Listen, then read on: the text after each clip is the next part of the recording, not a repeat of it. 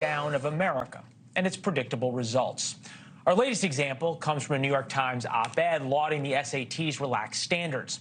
Unless every child attends honor classes, well, then there can't be honor classes. Nobody can attend honor classes. Louisiana's Board of Elementary and Secondary Education has figured out a way to have universal graduation, diplomas for everybody, and there will be no more failing schools.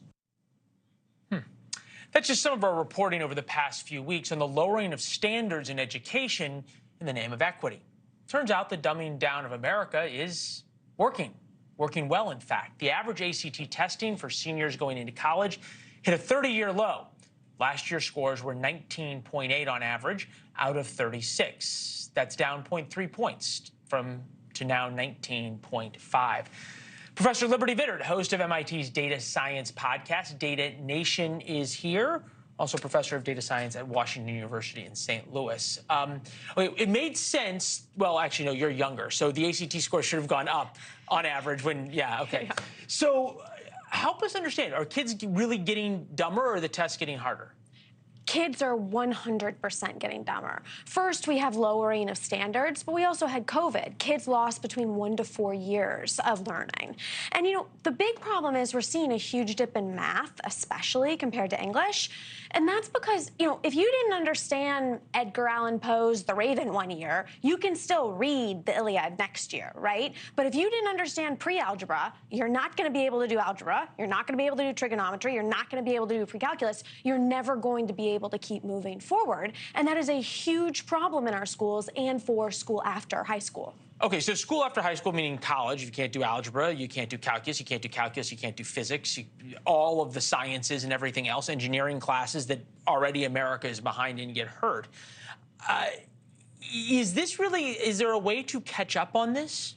I think we're really in a dangerous spot about catching on it because it's not just COVID, it's also been a lowering of standards. And there's real consequences. If we don't fix that when kids are young, we can't magically fix it in college. Think about it. There aren't teachers to write you report cards in college. It's not small classrooms. There's intro courses, these math and STEM science intro courses have 500 or up people in them. Teachers can't, these professors can't give them individualized attention.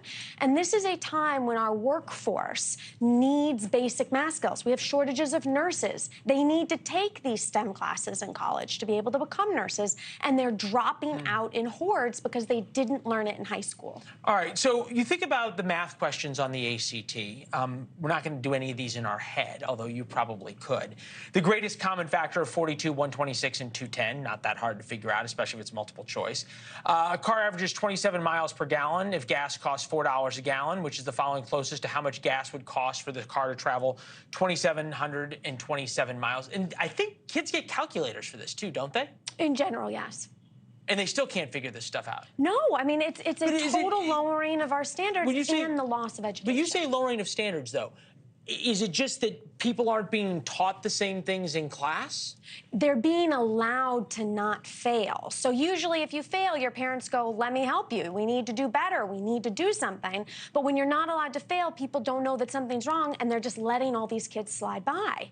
So where does, quote unquote, the rubber meet the road? Is it in college or is it in life? Where is it? It starts at the very beginning because it starts with basic essential skills, but these kids are not going to be left jobs after college. And also, America is hurting because of this, because we have these enormous shortages in our workforce of people who need these skills. Well, yeah, people who can do engineering and the like. And as we reported out of a case in California, in some cases, this is eliminating even the advanced placement courses, right? So even kids who want to be able to learn this stuff can't. Liberty, as always, thank you very much. We appreciate it.